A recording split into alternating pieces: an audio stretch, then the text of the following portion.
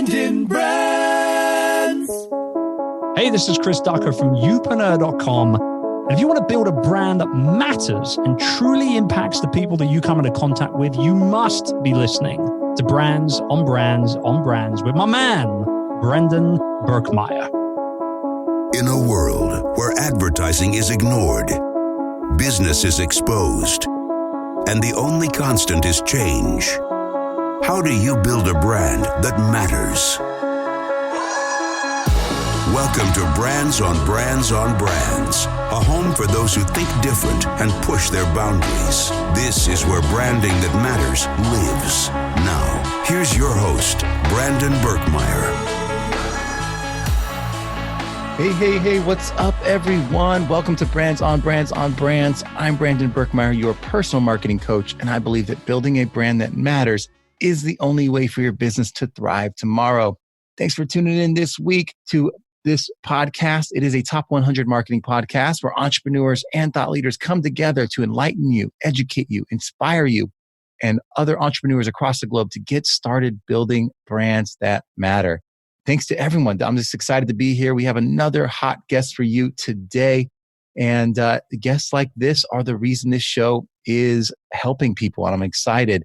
I get to talk to keynote speakers, authors, entrepreneurs, top podcasters. And that's what it's all about, getting their knowledge and helping you get started moving forward in your business. Today's no exception. Today, we have Chris Ducker with us. Chris helps entrepreneurs become the go-to leaders in their industries. He helps build profitable, sustainable business around those people and those they want to serve.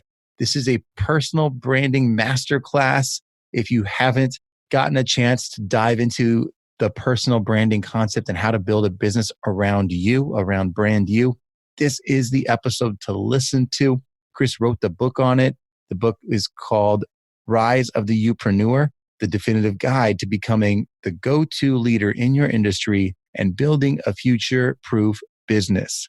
That's not all. He also can help you build that business through, if you want to read another book of his called Virtual Freedom, which is about how to build the support system you need through the use of virtual assistants in your business, which is huge these days. Everyone's using freelancers and outsourcing. So you can also check that out. But he is a sought after international keynote speaker, a trusted business mentor, a blogger, a podcaster, an author, obviously, as we talked about. And he coined the concept of the Youpreneur, the brand you concept that, a lot of us have been talking about. He coined that in 2014, the word Youpreneur, and has built a business around it, a book, a website, a conference you can attend. And we talk about all that today. More importantly, we dive into the tactic. We talk about, number one, why is personal branding so important? Why is building your reputation and a business around that reputation so important? And we get into the tactics on how to get started, what it is that you need to do to stand out and be different and use that voice that only you have to bring people to your world and to help them and to provide value. Why that's so important, how to monetize that, how to get people's attention. All that is covered today. And I wouldn't bring it to you in any other way than to bring the guy who's done it, who's been a serial entrepreneur, who's had several businesses that generate multi-seven-figure annual revenue, that has employees of over 350 employees around the world. Didn't start there, but that's where it is now. Also is an investor, an advisor in startups, knows how to give people that advice to get them moving, has been featured regularly in Entrepreneur magazine, in Inc., in Success, in Forbes, in the Huffington Post, and Business Insider, among others. You can find my guest at chrisducker.com and youpreneur.com if you're looking for more information. But if nothing else, give today a listen with your ears wide open and your minds wide open, because there's a lot going on and a lot of value for you guys out there, which is core to my message, which is you have to find your voice. You have to figure out what makes you different, and you have to find a way to matter to the people around you so that you can provide value and make an impact in this life. And there's so much for you guys today. I'm excited. Let's get going. My guest, Chris Ducker. Here we go. Brandon Brands. All right, let's get going. I'm so excited to welcome our guest today. First and foremost, Chris Ducker, welcome to the show. Thank you for being here. Thanks for having me. It's a pleasure. Well, and the reason I'm excited is we get to talk about one of my favorite marketing topics, which is personal branding. I've worked a corporate job at agencies for 18 years. And I know what it's like to have a resume instead of a reputation. But I want to hear from you to get us kicked off here, I think on the right foot. What is the value of personal branding? Why does this matter to people? Well, it's invaluable, plain and simple. Everybody has a personal brand, right? So whether you want to build one or not is a whole different conversation piece, right? But everybody, in my mind, everybody has a personal brand. And that is, it's what people say about you when you're not around. When you're not at that conference, or when you're not at that coffee meeting, or at that dinner party, or that mastermind group, whatever it is, that's what your personal brand is. It's ultimately what people say about you when you're not around. And so, the work that we do at Youpreneur, we focus a lot on helping people build genuinely profitable businesses around their personal brands.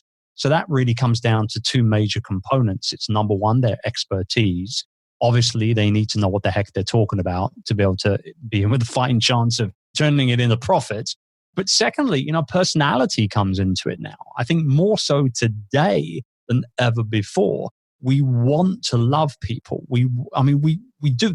The world is a pretty messed up place nowadays. And I feel like people really do want to do business with other people more so than anything else. And so, we talk about marketing like a magnet and attracting the best and repelling the rest and all those other sort of, tweetable quotes and things like that. But ultimately, I think it really just comes down to like being really, really good at one core thing, adding a very healthy slice of you and being unapologetically, uniquely you at every available opportunity so that you attract the right people into your world and at the same time repel the naysayers and the non-believers away, I wonder why it is we think it sounds like nice to say it's nice to want to do business with people, but it seems like there's something else there that we've been conditioned to ignore businesses and commercials and everything kind of sounds the same.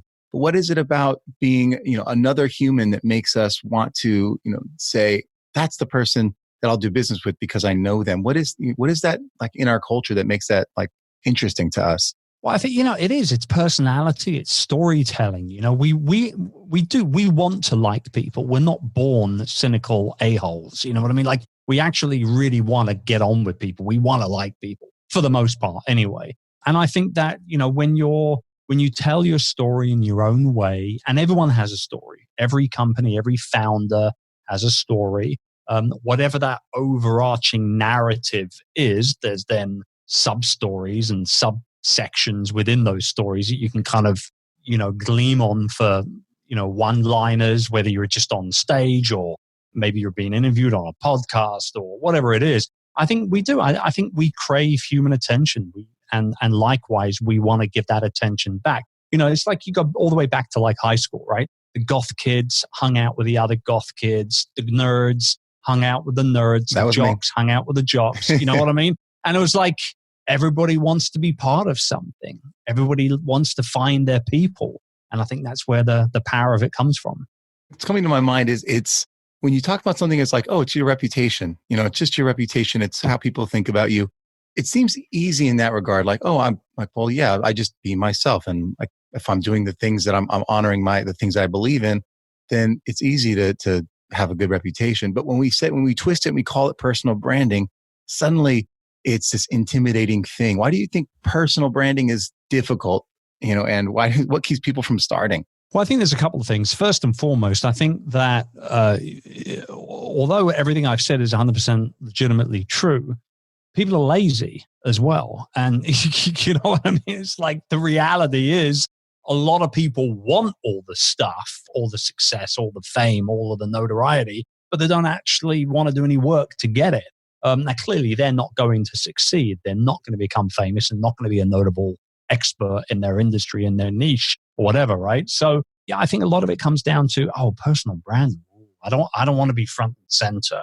I don't want, but you don't have to be front and center. You're building a business based around you, not reliant on you. And that's where true, tried and tested, real business building elements like team building and, understanding how to read a freaking profit and loss statement properly, all these other things that a lot of people don't necessarily assign to the idea of building a personal brand business. It has to be there. But the product is you and your expertise. That doesn't mean that you need to do every single little thing. So I think a lot of people, they struggle to come to terms with either one, actually having to do the work itself. And those people are going to fail regardless. It doesn't matter what they're doing in whatever niche they're going to be in. And then two, it comes down to, well, I don't want to be front and center. I don't want to have to be the be all and end all of everything. Well, you don't need to. And that's what we teach. That's what we focus on, helping people understand. And we've worked with many clients over the years who have gone from, making, good livings, 5-figure livings, right up towards the 6-figure on an annual basis. And then within just 18 months, they're 7-figure businesses because all they needed to do was just think a little bigger or think a little more different, Yeah. And I'd like to go down this road of maybe challenging the idea a little bit of laziness, because I think most people don't think that they're lazy, but and I'd maybe propose a different way in that. Yeah, we have a little bit of that, but maybe also there is this piece that we have a routine, and there's something that it feels safe. And as someone that did a corporate thing for so long, working crazy hours in the marketing space, didn't feel like that was a lazy thing. I'm not saying you're calling me lazy. But at the end, I know where you're coming from. But it definitely felt like I didn't spend the extra time to invest in my reputation outside of my resume, outside of working to do a good job and build my what I call my personal brand within my industry, but not like what I would need to build my network, to build a reputation that would carry me anywhere I wanted to go. And it took some like almost like that. The fear ahead of me had to get stronger than the fear behind me that I was becoming irrelevant. And I wonder if you see that a lot. You work with a lot of people that you coached on this very thing. So I wonder if you see some of that fear or that routine that holds people back. I think fear is normal. In fact, actually, fear is a very, very good thing. If you're scared of something, it means that you give a damn. And I think there's a lot of, although, like I said, people are generally nice. They like to like people. They like to be liked, et cetera, et cetera. It doesn't necessarily mean that they care so much about what they're doing and how they're doing it. If you fear something, if you're scared about making a big move or making a big change, then that shows that you really do actually genuinely care about what it is you're embarking upon. My whole thing with fear is that 99% of the time, the things that you worry about, the things that you are scared of, they just don't come true. They just don't come true. And it takes me all the way back to, it's what my mum used to say all the time. Don't worry about nothing until there's something to worry about. Why are you worrying? Nothing's happened. Why are you not going down the big slide? Why are you not diving from the top board? Why are you not, running through the snow with your sled? Why are you worried about potentially breaking your arm? Until there's something to be worried about, you shouldn't worry about it. So fear is actually very natural, and it's a good thing. I don't really worry so much about that. And obviously that's relatively easy to overcome, I think, for most people anyway. The big issue is not fear, it's change. And the fact that we, like you say, routine comes into play, and it's a change. Oh, I'm going to lose my salary. Now that I'm out and about doing my own thing, I've got to fend for myself. I don't know that there's the exact same amount of money every single month coming into my bank account, right? So now I'm starting to think, rethink about making moves because of mortgage, because of children, because of repayments, whatever it might be. And so I think change is scarier than most people than fear itself. But, no one ever built a successful business without having to make big changes on a pretty regular basis. And that's where the art of the pivot comes into play. And, those entrepreneurs that do extremely well in life and make a crap ton of money and have an incredible impact in the people that they meet and come into contact with, those people, they have adapted to change over and over again, rather more so than overcoming fear, Yeah, that speaks to me for sure. Like the idea of, you have to be prepared to change and look for, almost seek out what's the next thing going to be and what do you want to chase out in life. Yeah, and if you're not, it's okay. Right. Don't beat yourself up over it. If you want to stay in your cushy job and get the same paycheck every month and be comfortable, that's absolutely fine. but the entrepreneur life is clearly not for you. Right. And that should be the end of the discussion. You know what I mean? Like within yourself, like you either have it or you don't have it, right? Exactly. And you might have different seasons of your life. You're like, I wanted to do this. Now I'm feeling good. Now I'm feeling the itch to absolutely scratch that dream, you know? Absolutely. There's a guy inside of we have the Youpreneur Incubator Mastermind where we meet every quarter for a one-day mastermind event in person in London. And this guy's actually originally from the United States, but he's been based out of Belgium for a long time. And he was with JP Morgan for a long time. And it was only really, the dude's like well into his 50s now. And he literally just made the leap maybe 2 or 3 years ago to finally turn around and saying, like, you know what, I'm ready now to jump ship and become a high paid consultant and build my business around my expertise. He's in his 50s. So like you say, seasons of life, it's a real thing. Yeah, and you wrote this book a couple of years ago called The Rise of the Youpreneur. And I want to get into the how-to and the business of personal branding. But first, I want to talk about this for a sec. You know, it's called The Rise of the Youpreneur, the definitive guide to becoming the go-to leader in your industry and building a future-proof business. In that book, you talk about building a media company mindset. And I've heard that before, create a lot of content, et cetera. But you say that an authority has to focus on creating how-to content. Why is that? Well, because you want to be seen as someone who knows what you're actually talking about, right? Look, when you go on the internet and you have questions or problems, you want answers or solutions. You don't want fluff, you know? And that's why, you know, just the other day, I wanted to know how this is so unsexy for a topic, but I'll go here anyway. Just literally over the weekend, I wanted to know how to descale my brand new, very expensive espresso machine. It was the first time that I have done it. This thing's like $600 US, right? So it's a good chunk of change to put on a coffee maker. And I had the manual. I could have read the manual, but instead I went to YouTube and I looked for a video on the exact model to learn how to do it from somebody who's already done it a whole bunch of times and then taught, obviously, thousands of other people online how to do it. Simple, very simple example there. But you know what? If I want to learn how to, you know, become a better basketball coach, for example, I coach Pee-wee ball. So like, if I want to learn how to become a better basketball coach, I need to go hang out with other basketball coaches, right? If I want to learn how to become a better dad, if I'm a new dad, I need to spend more time with other dads that have been doing the thing for a long time. If I want to learn how to build a business, then I need to go and hang out and learn from other people who have done likewise. And so I think that's where the how-to element, you know, when you go to Google or to YouTube and you're looking for answers to questions, 99.9% of the time, the first 2 words that you type in are how-to. So there you go. The proof is in the pudding, as they say. Absolutely. And that how-to content, which leads you to becoming known for something and for helping people with something, is in the marketing side for businesses. I think we understand that better. It's, we have to position our business as this thing that we're known for. We don't always think like that as people, but it is one of the cornerstones of building a brand in general for anything.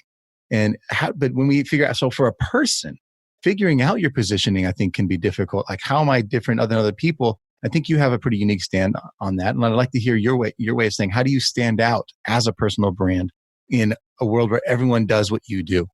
Yeah. Well, the first thing is to understand that there's only one you, right? And that's why I say be uniquely and unapologetically you at the exact same time, all the time. Like, there's no smoke and mirrors here. It is what it is. This is me. This is who I am. This is what I do. This is what I can help you with. And this is my style. You either like it or you don't. There's no gray area. And when people niche down within the niche, or as I'm speaking to an American, I'll use the word niche within a niche. As we go, as we niche down from one side of our niche to another, the fact of the matter is actually we actually have a really good opportunity to become an expert a lot faster than we would do if we were to stay more broad, right? So, regardless of what industry you're in, let's say art and crafts, for example. If you were to start a YouTube channel about arts and crafts, you'd have thousands and thousands of other channels that you'd be competing with. But now you say, well, instead of doing that, I'm just going to do watercolors. So you've now niched down a little bit. And yes, there's still hundreds and hundreds and hundreds of great YouTube channels for watercolor enthusiasts. So you say to yourself, okay, I'm going to go to landscape watercolors. And that's all you talk about is painting landscapes using watercolors. It won't take you very long to become the top dog within a niche, within a niche, within a niche. A lot less time than it would do if you were to go more broader. So I think, defining who you are and what you want to be known for is without a doubt the key component to growing a successful personal brand business. Because if you don't know who you are and what you're all about and more importantly, what it is you actually want to be known for, if you don't know that, then you're going to have a real trouble trying to get it across to other people. Well, and I think for my, analytics out there, the people that are, the analysis paralysis, we like to, contemplate every angle of a decision. I'd like to encourage you that you don't have to choose your niche or your niche, whatever you want to call it. From the beginning, I think you have to try things. You could say, like, I want to see if this is something that works for me. And then you can pivot. You can pull back out and say, okay, I don't want to be known as this person. I'd like, let me try this other thing. But if you don't give yourself the chance to be known for something, then you won't know if it's a fit or not. If you don't put on the jacket, you don't know if it's too tight. Absolutely. Absolutely. I mean, I started online in 2010. Obviously, I had already been building businesses and whatnot for a few years prior to that, but really started to take the internet more seriously in 2010 with blogging, podcasting, video, social, the whole thing, right? And it only took a couple years to be known as the VA guy. Like that's what I was first known for, was the guy you go to learn how to build a business and run a business utilizing virtual assistants, right? And yeah, I guess, looking back, there was a little bit of piggybacking on the whole Tim Ferriss 4-hour work week thing and everything. But the fact was that Tim wasn't an expert in VAs and he never claimed to be, nor did he want to be. So here I am running an outsourcing company already for a few years. I can talk to it, as a position of authority because I'm actually running $1 million business within this niche already, right? And so we lent into that a little bit. And there leads the power of leading into what you're good at and staying away from the stuff that you're not very good at. That's what you delegate, right? But it's a whole different concept for a show. But what I did was I lent into it. And it only took a couple of years for me to be seen as that VA expert. And then the keynotes start coming in. And then the book deal for Virtual Freedom, my first book, comes in. And now I'm starting another company for recruitment of virtual assistant, things like that. And it just went on and on and on for a few years. And by around late 2014, 2015, I decided that I didn't want to be the VA guy anymore, that there was actually a lot more to me and what I had to offer. And people had already started coming to me for personal brand coaching and personal brand building advice because I had done it already within that subsection of my niche. And so that's kind of what, again, the pivot was sexy. It was something I wanted to do. So we lent into it. And now I'm the personal branding guy. Now that I will say, I'll caveat that with saying that that's what I do day to day now, but I still own and operate 2 different businesses within the outsourcing world. And I still keynote on virtual team building and management. And I also keynote on personal brand building as well. So you can still hold on to the niche. You don't need to let go of it, but you can pivot, like you clearly said, whenever you feel like your interests are changing and you want to go in a slightly different direction. And there lies the importance of building a community and a tribe of people who like you as the person, on top of obviously whatever problems you're solving for them. Because when you pivot, when you change direction, a good amount of those people who are already following you will come with. So you're not starting from scratch all over again. And that's the gold. Yeah. And I think for me that speaks true too. And when I left the agency world, I was like, okay, I'm in marketing strategy. This is what I do. But the last business I had worked on was, a restaurant oriented business, retail business. And I was like, okay, am I the restaurant marketing guy? Like, is that my thing? And, I tried that on for a little bit and created some content. And I was like, I don't want to be like only that. So I backed back out and I was like, well, I have to find something. So that was, okay, I help people with their first marketing strategy. I help you build that first time, like that thing that gets you started and gets you moving. And now I'm getting questions about personal branding all the time. So I'm like, let me bring on the guy who's been doing this, Chris Ducker, to talk about this stuff. And then we're here. So people like felt that that's what they're starting to see. That's what they're starting to hear. So yeah, I completely agree. You can evolve and change as kind of where things are going. Totally. And I do want to hear, before I get into some, I have a couple extra questions here that start to pivot and change a little bit where we're going. But I do want to take a moment to acknowledge what you're excited about, what you're working on right now, and where people can find you. Well, I mean, so, Youpreneur is our main focus from a business perspective nowadays. I mean, we still, like I say, own and operate a couple of other businesses. Recently made the move back to the UK, here to Cambridge. So we're no longer based over in the Philippines, which was where I was living for quite some time. And so youpreneur.com, youpreneur.com is the main hub for everything that we do there. We have Youpreneur Academy, which is our monthly online membership. We have the Youpreneur Incubator, which is our mastermind program. And then we have the Youpreneur Summit, which is our annual conference, which takes place in London each November. And they're kind of like the three main components of that Youpreneur ecosystem. But things I'm really excited about right now for this year anyways, first and foremost, we've had a big gaping hole in our own ecosystem for digital course content. It's not something that we've really looked at all that much. So we've got 2 mini courses planned for this year. The first one actually being on virtual team building and management. So again, going back to the OG niche, right? I love this stuff. It's great. And then one also around sort of just building your online audience and that sort of thing later in the year. So yeah, very excited about the whole kind of completing that part of the ecosystem, because it is something that's been there and empty for a while. We're looking forward to filling that up. Yeah. And if you haven't been to the website, go to youpreneur.com.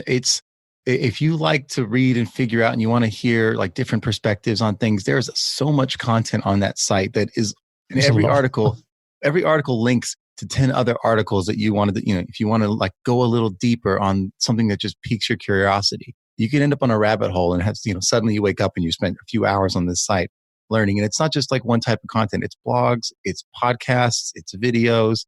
And looks like we're going to be building more courses into this as well. So definitely recommend. Personal experience. I've been there. I've been checking out the content a lot. Go to youpreneur.com. Great resource for everyone. I appreciate you mentioning that though, Brandon, because we actually worked really, really hard from sort of like middle 2018 through to the end of 2019. We worked really hard on that site and the content within the site. Not necessarily like, we need to do one blog post a week and one podcast a week or anything like that. But we saw within the personal brand business niche, all these different sub niches. And, I'm not an expert on everything, right? So I would bring in somebody who was an expert on public speaking, or someone who was an expert on email funnels, or someone who was an expert on, putting on and holding great webinars. And we ultimately wanted youpreneur.com to be the entrepreneur.com of personal brand business. And I don't know the exact number of pieces of content on that website, but I think it's got to be close to about 600 that we've published in a year and a half. So I acknowledge you acknowledging it because it was a lot of work. Yeah, it looks like it. And do you think, so I mean, as you talk about building this like a media company mindset, right? As you do kind of grow and more people are looking to you for help, do you see you switching to like a more contributor model and having more people come in and contributing stories, submitting stories? Totally. Without a doubt. I mean, we kind of have already done that. I mean, it's never been like a big sort of official thing. But I would say out of those 600 or so, pieces of content, I reckon a good 200, maybe 250 pieces are written by contributors, right? So although it's still quite team led at this point, we have slowly but surely been, taking on board more and more contributor articles and things like that. The danger you run with doing that sort of type of thing, though, from a content perspective, is that you get people that write content just for the sake of writing the content to try and get a backlink. And that's not my jam at all. So we've been very, very, very strict. Any contributor article on youpreneur.com has been written by a genuine expert on whatever it is that they're talking about.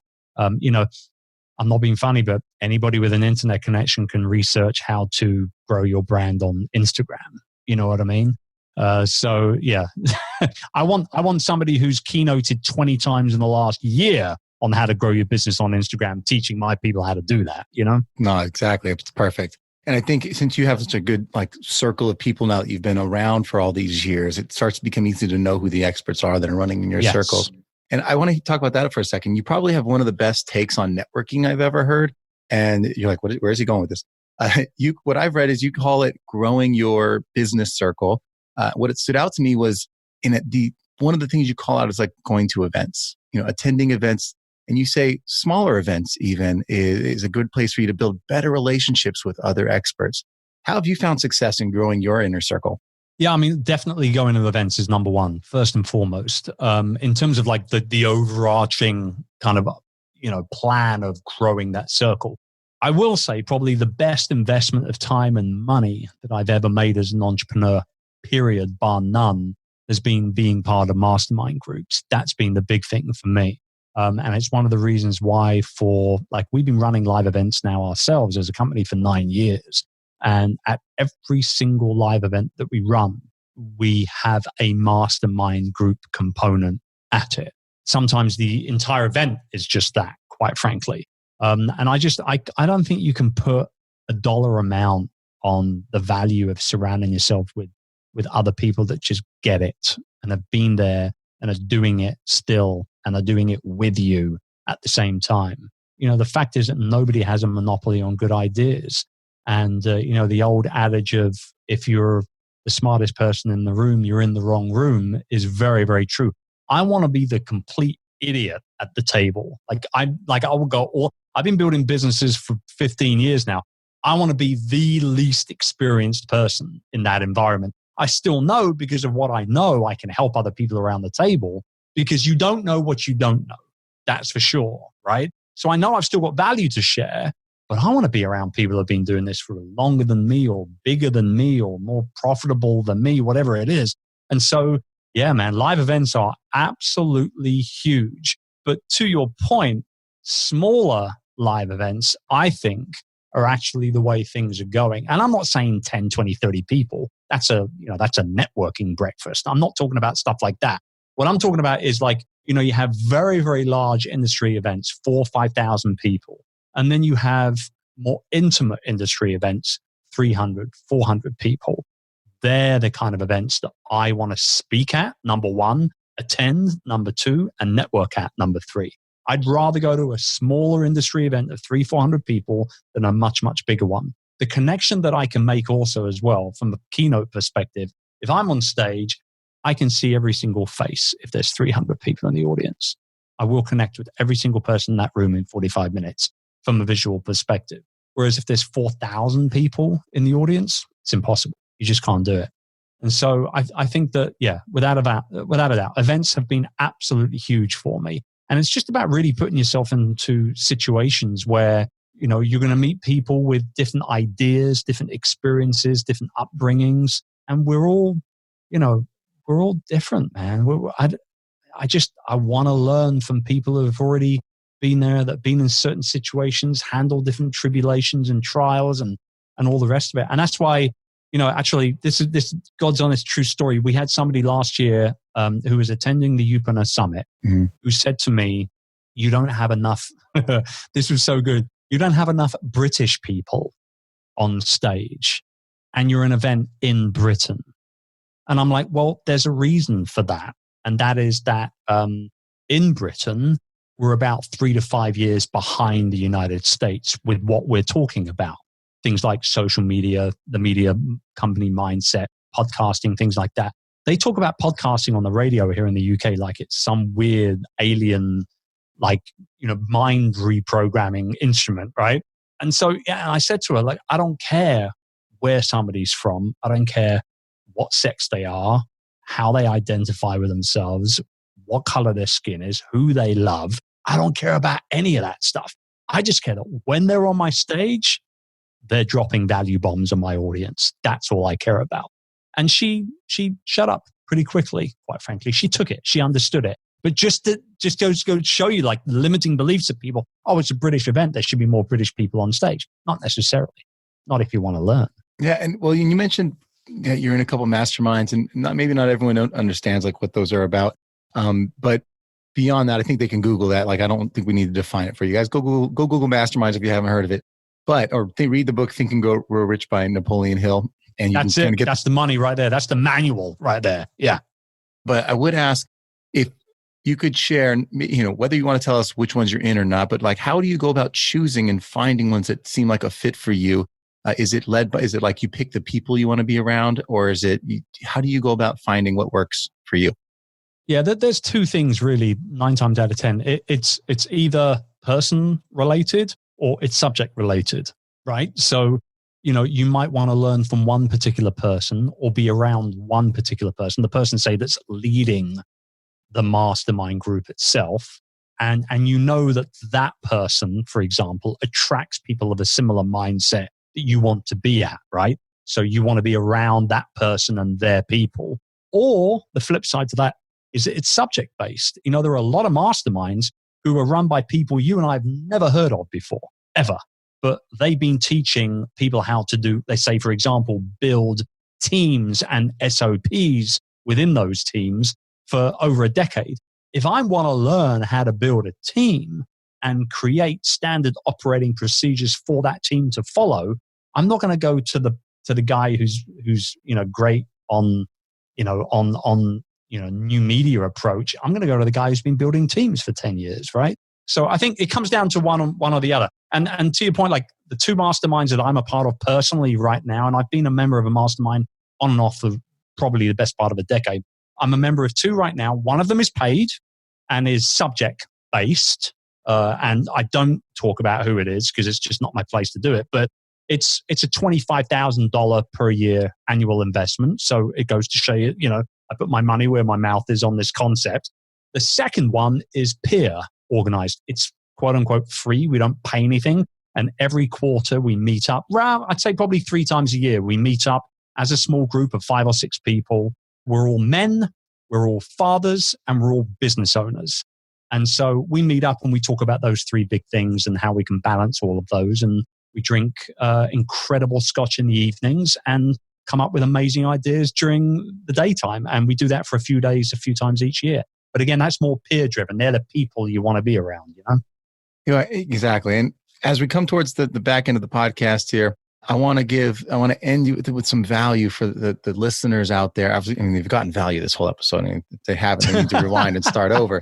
But I want, let's try and be novel. Let's bring some value to it. Since we couldn't get any value at any of this, let's start over. No, there's 2 things that are burning in my mind, but I think you only have time to maybe answer one, and the rest they can just go. Let's shoot. Let's do both of them. All right, let's try. The first, I'll give you both, and you can pick which one you're going to start with. The first is people are going to be like, well, once I've started doing this work, how do I grow like people's awareness of me? How do I bring people into my world?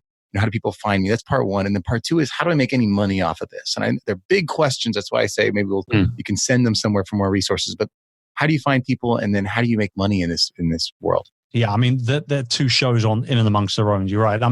Look, ultimately, I cover these 2 things a hell of a lot in depth, actually, in Rise of the Youpreneur. So you should definitely link to the book. It's the best $15 anybody will ever spend if this is what they want to learn, right? But first and foremost, making money out of your expertise and your personality is way easier than most people think it is, but it's hard work. Passive income is not a thing because you have to create the opportunity for that income to come in, which comes out of hard work. You might be able to put it somewhat on autopilot, but ultimately true passive income doesn't really exist. You've got to do something for it, right? But, when we talk about personal brand businesses, it's initially trading time for money. So people will pay for your expertise, to download your expertise from your brain into their brain. They're happy to pay for it. In fact, actually, we are more likely and more open to pay for that kind of ability to learn quickly off somebody who's been there and done that today than we ever have been in the history of Western civilization. Why do you think coaches, consultants, and experts are making so much money out there? It's because people appreciate and understand the power of fast tracking their own success by engaging the services of people who have been there and done it already. So that's the first thing. Obviously, you've got online courses to have that one-to-many approach instead of that one-to-one approach. and all that sort of stuff. But yeah, there's a lot of different ways you can monetize a personal brand. In fact, there's an entire playbook at the back of that book that I wrote. So they should go check that out if that's what they're into. In regards to like spreading a message and getting it out there, there's two things that I do very, very religiously, even now to this day. First thing is I make sure that I create and publish valuable, original content on a weekly basis.